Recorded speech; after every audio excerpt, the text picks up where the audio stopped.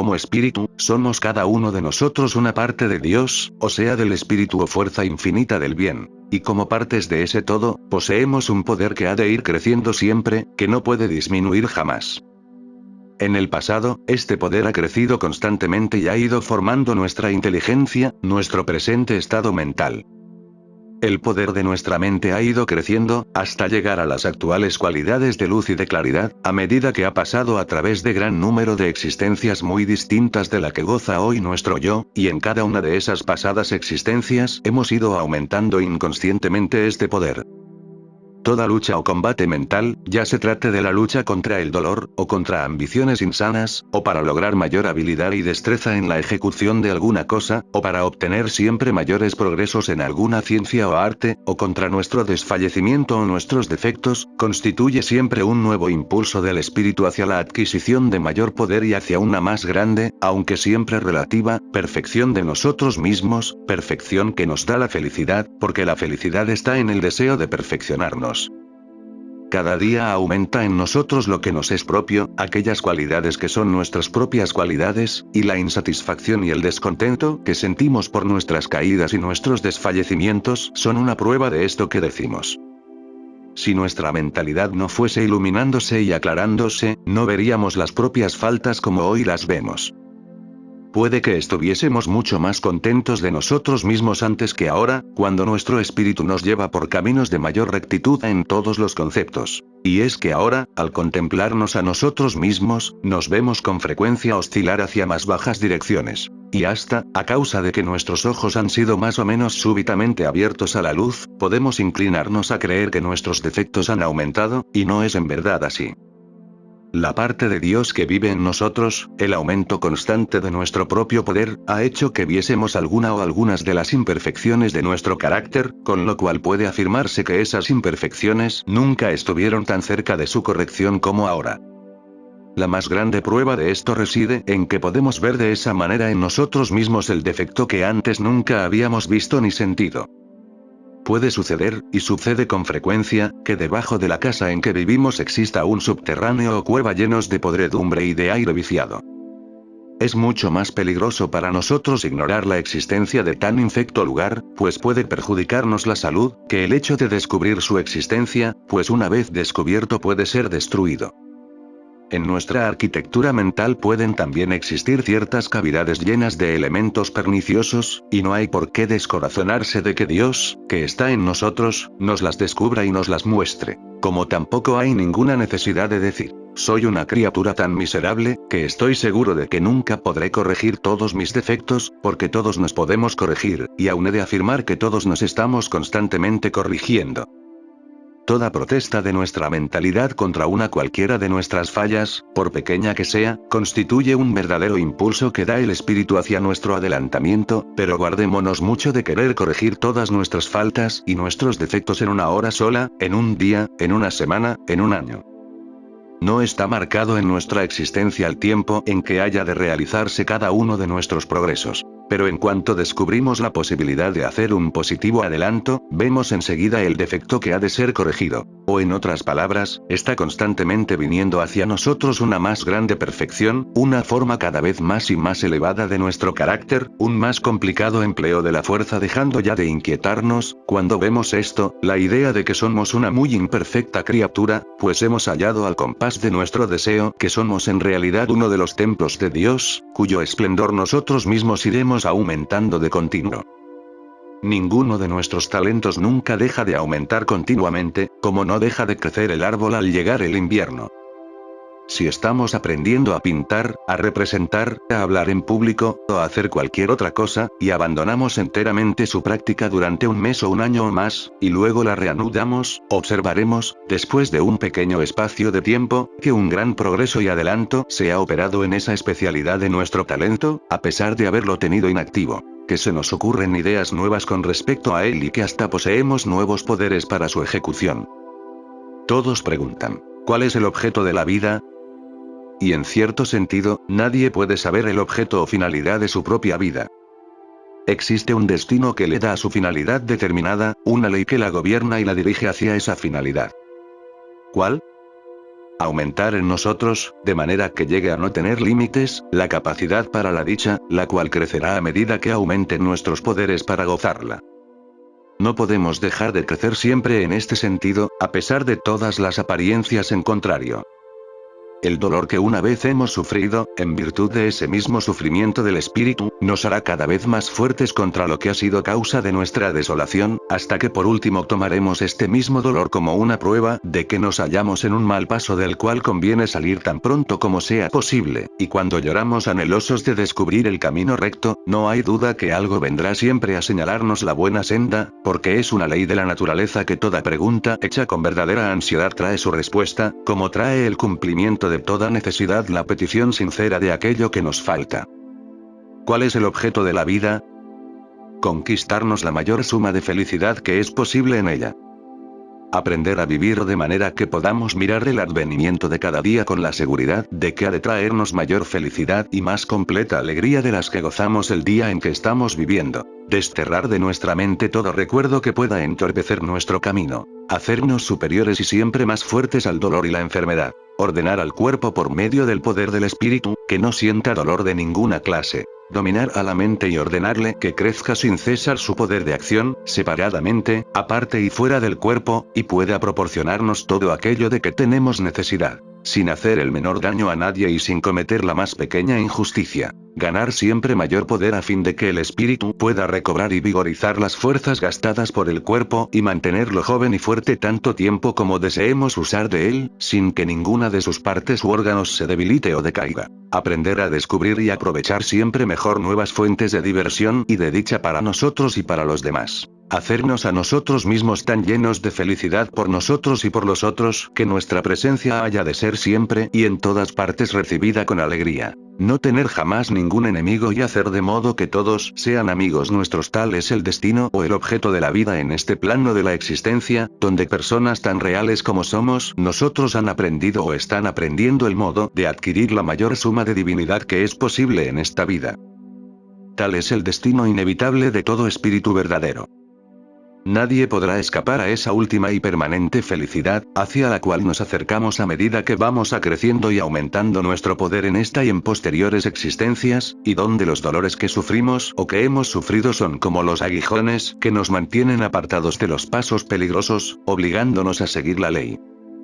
A medida que vaya aumentando nuestra sensibilidad, veremos más claramente la ley que nos dirige y nos aparta de todo dolor, guiándonos hacia una felicidad siempre mayor, hacia un estado mental en que la vida se desarrolla en una especie de éxtasis, en que no existe la noción del tiempo. Como se pierde realmente en nosotros el sentido del tiempo cuando nos hallamos muy interesados en la contemplación de un espectáculo conmovedor o de una representación espeluznante, como se dice en las palabras de la Biblia. Un día será como 1000 años, y 1000 años serán como un día. El nirvana de los indios hace pensar en todas las posibilidades de vida que han de desenvolverse en nuestro planeta.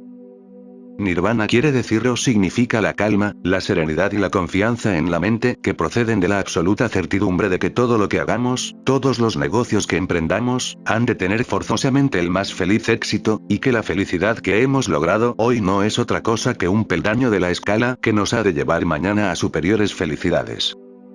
Si supiésemos de un modo cierto que el viaje que deseamos hacer al extranjero se ha de cumplir, tan ciertamente como sabemos que el sol brilla esta mañana. Si estuviésemos seguros de que hemos de triunfar en nuestro empeño de convertirnos en un gran pintor, o en un gran orador, o en un gran artista, como estamos seguros hoy de que podemos bajar las escaleras de nuestra casa, no hay duda que inmediatamente nos sentiríamos libres de toda inquietud. En todos los momentos de nuestra vida, relativamente perfecta, hemos de ver esto con claridad, y así con absoluta certidumbre conoceremos que cuando concentramos nuestras fuerzas mentales o nuestro espíritu en algún plan, o propósito, o empresa, ponemos en movimiento las fuerzas de atracción de la substancia mental que ha de proporcionarnos los medios o la manera o los colaboradores individuales que han de ayudarnos a la exteriorización de nuestro deseo, del mismo modo exactamente que las fuerzas físicas aplicadas sobre una cuerda atraen el buque hacia el muelle de atraque.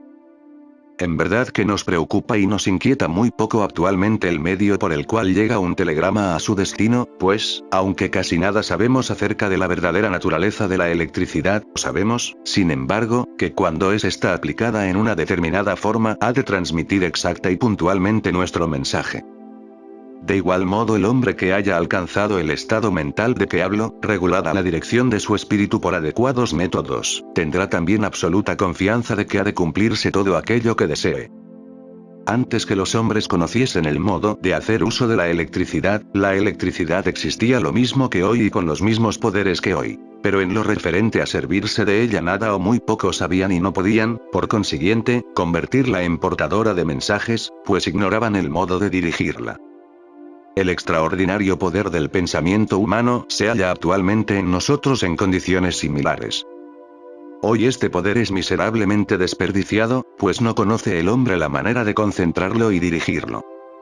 Y aún diremos que sucede algo peor que desperdiciarlo y malgastarlo, pues, a causa de su ignorancia y de los hábitos adquiridos en su larga existencia, dirige sus fuerzas mentales hacia las peores direcciones, lanzando continuamente contra los demás los dardos de su mala voluntad, de su envidia, de sus burlas o de otra cualquiera de las formas que reviste la perversidad de sentimientos, y como todo esto son elementos reales aplicados con ignorancia y mala dirección, sucede que no solo han de causar daño y perjuicio a los demás, sino que nos lo harán también a nosotros mismos.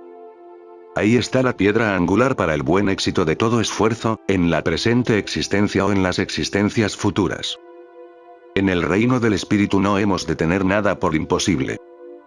Nunca, mentalmente, arrojemos con desprecio ni aquella idea que nos parezca de momento más inservible, pues no podemos saber lo que hay detrás de una puerta que está cerrada. Decimos que una cosa es imposible solo porque a nosotros nos parece que es imposible, debido principalmente a haber sido educados en la peligrosa costumbre de exclamar siempre imposible frente a toda idea nueva.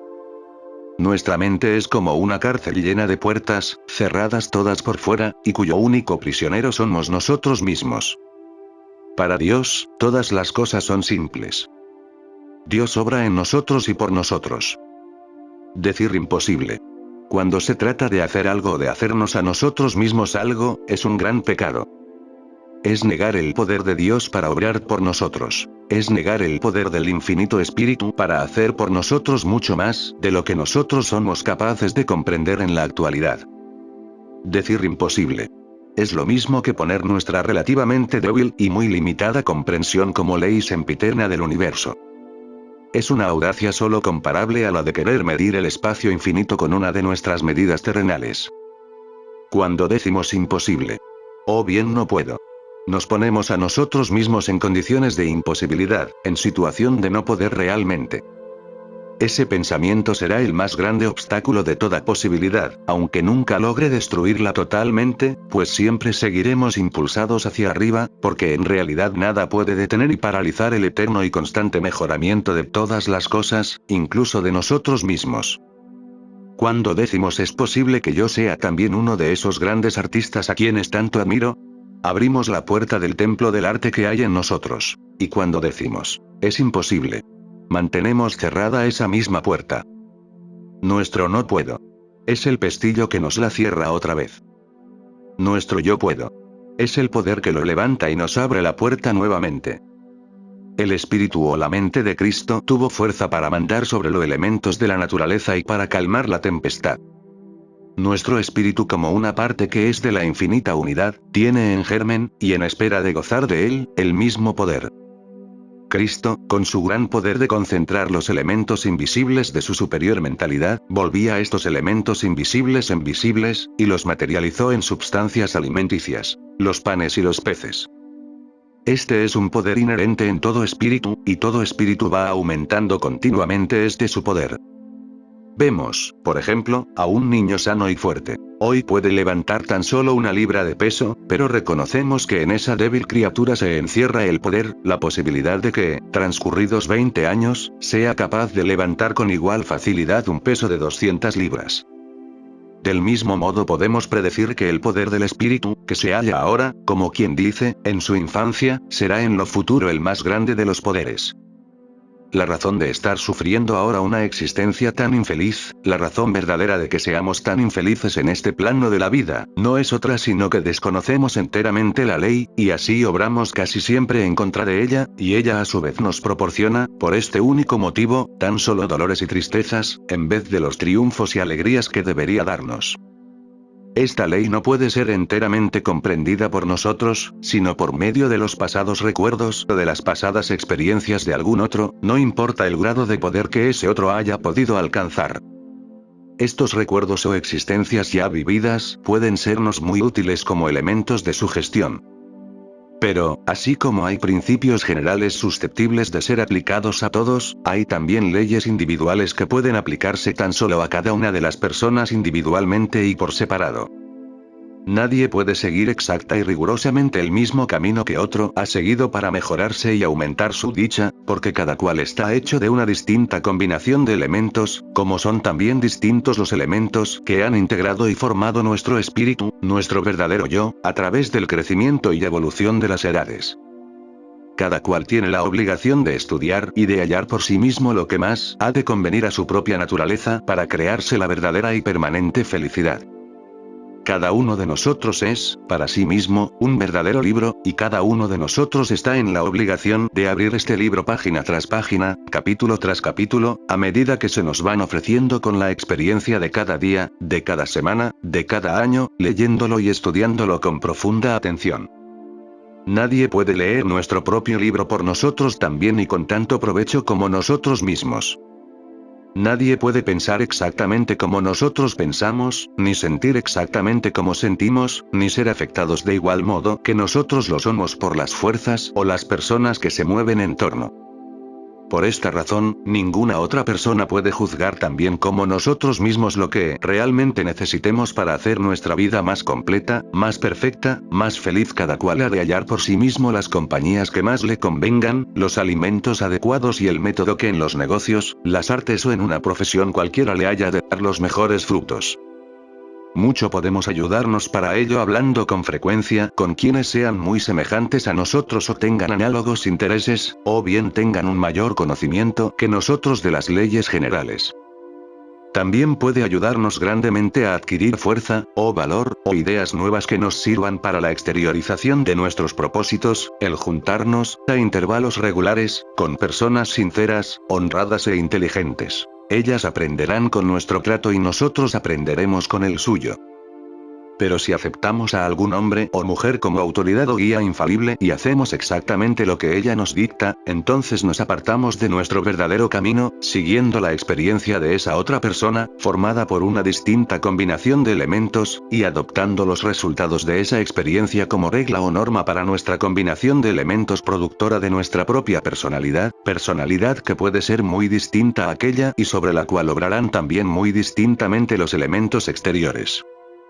Nuestro cuerpo, según ha dicho la ciencia de los hombres, es un compuesto de hierro, de cobre, de magnesio, de fósforo y de otros muchos principios minerales o químicos, combinados y vueltos a combinar física y químicamente.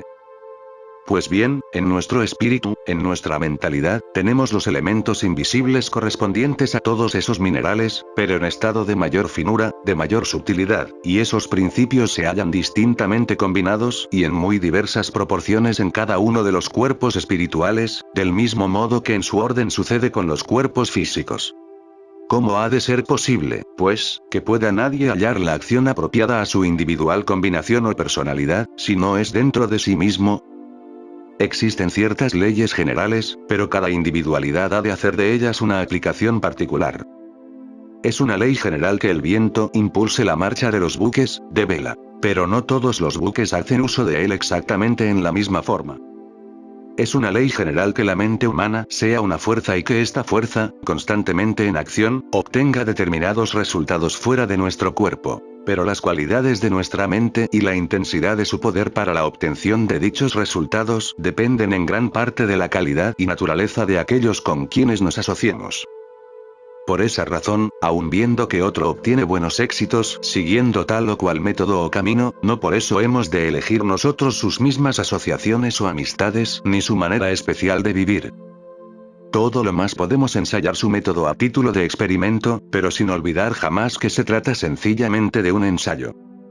Hemos de huir del error, tan común entre los hombres, de la copia servil y de la idolatría de los demás. Cristo de Nazaret suplicó muchas veces a algunos de sus seguidores que no lo adorasen. No me llaméis bueno, decía. Nadie es bueno sino Dios. Cierto es que Cristo dijo también, yo soy el camino de la verdad, yo soy la vida, pero con ello quiso referirse, según la más recta interpretación del texto que se me ofrece, a ciertas leyes generales de las cuales era conocedor y por medio de las cuales, como un espíritu que era también gobernado por ellas, había adquirido determinados conocimientos. Nunca hizo Cristo la afirmación de que su vida individual, con todas las enfermedades y los grandes defectos a ella inherentes, hubiese de ser copiada. Rogó al Espíritu Infinito del Bien que le diese mayores fuerzas y lo libertase del pecado del miedo cuando decayó su espíritu al acercarse el momento de la crucifixión. Y haciendo esto dejó reconocido que él también, como espíritu que era, aunque muy poderoso, necesitaba ayuda igualmente que los demás espíritus.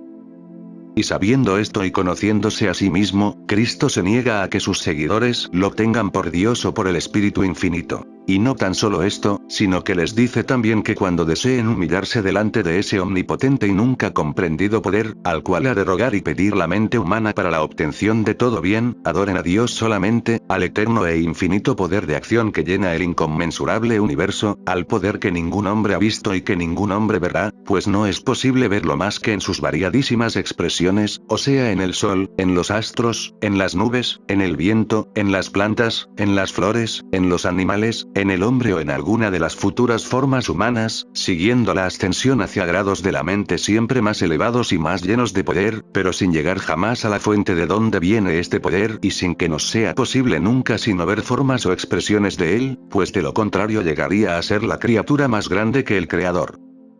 Este poder está actualmente en acción en todo hombre, en toda mujer, en todo niño viviente sobre este planeta, o sea, haciendo uso de la expresión bíblica. Dios obra en nosotros y por medio de nosotros.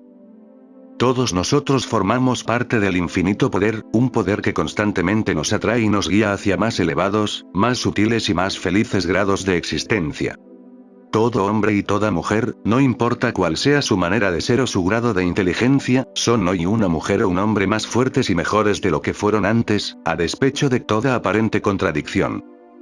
Existe en la naturaleza humana, y en toda otra clase de naturaleza o de espíritu que se manifieste por medio de la materia, cuando se ha llegado a cierto crecimiento de la mente, el deseo inconsciente de mejorarse y perfeccionarse. Este deseo es el que obra en el peor de los borrachos, haciéndolo rodar miserablemente por el fango de la calle, obra también sobre el más grande de los embusteros, sugiriéndole, aunque sea muy débilmente al principio, que la verdad es cosa muchísimo mejor.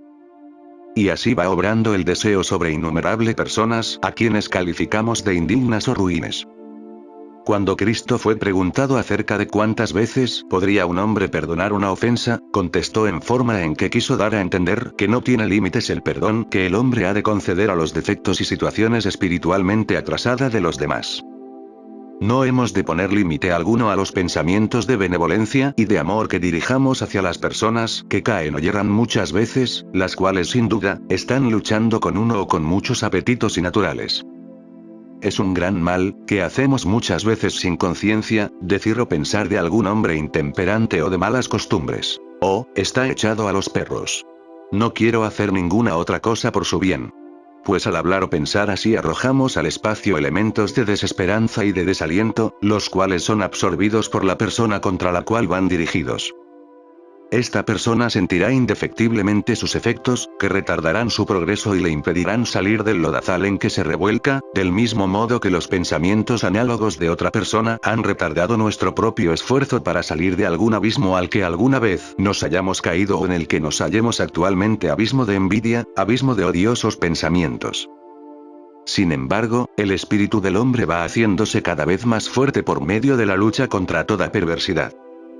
El hombre va haciéndose cada vez más fuerte, luchando con mayor bravura cada día contra los pensamientos llenos de censura o de alta de caridad que le dirigen los demás hasta que, por último, se pone en condiciones de poder decir mentalmente a los otros hombres: prefiero vuestra aprobación antes que vuestra censura. Pero no quiero depender ni de la una ni de la otra, porque el más recto e inflexible de los juicios y el más seguro castigo de todo el mal que pueda yo hacerme vienen ya de mi propia mente, y mi mente es el Dios o la parte de Dios que vive dentro de mí, de cuyo juicio y de cuyo castigo no puede nadie escapar. Pero como el espíritu aumenta cada día en clarividencia, así los juicios que formula en sí mismo son cada día más llenos de misericordia para sus propios errores, pues sabe que, en cierta manera, al avanzar hacia una más perfecta expresión de vida, es cosa harto difícil luchas contra el error, y que al fin es muchas veces inevitable su relativo triunfo. Cada uno de nosotros está predestinado a sufrir una cierta cantidad de defectos, para que el espíritu triunfe definitivamente de ellos. Y ha de triunfar algún día, porque la naturaleza del espíritu es precisamente la de luchar contra toda clase de defectos. Pero hay una cosa imposible para el hombre, y es la de hallar esa cualidad fuera de su propio espíritu. La cualidad de ascender constantemente hacia un mayor poder, hacia una más completa felicidad. Mas aquel que quiera convertir esta condición en excusa de pecado, aquel que cometa excesos de lujuria o de cualquier otra clase, o mate, o robe, o mienta, y diga luego, no he podido evitarlo, pues estoy predestinado a ello, no por eso dejará de recibir el castigo de su mala acción. Quizá no por las leyes de los hombres, pero con toda seguridad por las leyes naturales o divinas, que tienen su castigo apropiado para cada uno de los pecados que puede cometer el hombre, desde el mayor al más pequeño, o que tiene el hombre por más pequeño. Y todos esos castigos nos son infringidos constantemente, y hoy, por tanto, hay infinidad de hombres que están sufriendo por los pecados que han cometido en su ignorancia de la ley de vida. Y el dolor de esos castigos pesa ahora tan atrozmente sobre ellos, que ha hecho nacer en su espíritu un más grande deseo del que sentían antes por conocer más y mejor toda la ley. De esta manera va creciendo en nosotros el deseo, y por este camino hallamos respuesta a toda clase de preguntas. Porque es una ley inflexible de la naturaleza que todo aquello que pide con fuerza la mente humana llega a un tiempo en que lo ha de alcanzar, y cuantas más son las mentes que piden una misma cosa o que buscan las respuestas a una pregunta determinada, tanto más pronto se logrará el cumplimiento del deseo o se hallará la respuesta anhelada. En relativamente muy pocos años fue hallado el cumplimiento del deseo expresado por la mente humana en el sentido de obtener medios para viajar más deprisa, y fue inventada la aplicación del vapor. Deseó la mente humana hallar medios para transmitir más rápidamente sus ideas a todos los confines de la Tierra, y fue inventado el telégrafo. Pero esto no son más que cosas sin importancia alguna con relación a los descubrimientos y al empleo de los más grandes poderes, no tan solo de los poderes que están fuera de nosotros, sino con referencia a los invisibles elementos que constituyen el hombre y la mujer, a los invisibles elementos que me hicieron a mí y os han hecho a vosotros tales y como somos. En lo futuro nuestra pobre raza humana irá librándose de todas las bajas y ruines formas de expresión, no por el miedo de los castigos que le puedan sobrevenir a causa de haber violado la ley, sino que será impulsada a seguir más sabios caminos en virtud del amor deleitoso que nos produce el hecho de observar fielmente la ley cuando hemos logrado descubrirla por nosotros mismos. Comemos moderadamente, porque la experiencia nos ha enseñado que el más grande placer de la comida viene de la moderación. Somos amables, y benévolos, y bien mirados por nuestros amigos, no precisamente por tener fijo en la mente el miedo de perder a esos amigos en el caso de no portarnos con ellos como corresponde, sino porque así nos place mucho más, y damos satisfacción a la tendencia que en nosotros existe de proceder así. La ley humana, en cuanto la inteligencia del hombre ha pretendido interpretar la ley divina, ha dicho constantemente en el pasado: no debes hacer esto ni aquello, pues si lo haces recibirás el condigno castigo, y Dios nos ha sido pintado como una fuerza vengadora y sin misericordia. El estribillo del discurso de los predicadores religiosos ha sido siempre: pena y castigo. Pena y castigo, cuando lo verdaderamente humano es olvidar todo lo que se refiere a esas ideas, inclinándose cada día más a los sentimientos de bondad, si queremos purificarnos y hallar en nosotros el placer que nos hará sentir cada uno de los pasos que demos por el camino de la perfección. El temor de la pena era necesario cuando la humanidad se arrastraba por planos más inferiores que hoy, y solamente por el castigo era posible obligarlo a que buscase el buen camino.